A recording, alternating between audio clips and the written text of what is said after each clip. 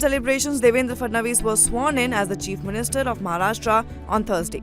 As the leader of the BJP, the largest party in the Mahayuti alliance, Fadnavis carries the heavy burden of leading the state. Although he has proven his leadership in the past, Fadnavis knows this term will come with unique challenges. First up are the coalition challenges and portfolio disputes. Eknath Shinde, despite accepting the deputy CM post, did so reluctantly after the BJP won a majority of 132 seats. Although he is unlikely to create immediate trouble, Shinde remains a strong figure within the alliance. The major hurdle now is the allocation of portfolios.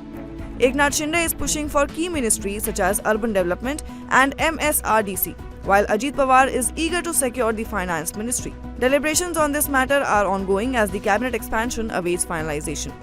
Then there are BMC elections.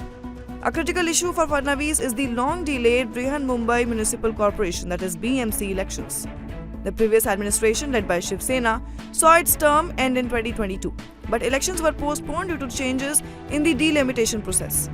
Now, with the civic body mired in corruption allegations, Fadnavis must address these governance challenges swiftly to maintain the Mahayuti's credibility. Another challenge that Fadnavis will face is to manage Maharashtra's debt and economic promises. With the post of Chief Minister, Fadnavis is also inheriting a massive fiscal burden, with Maharashtra's debt exceeding Rs 90,000 crores.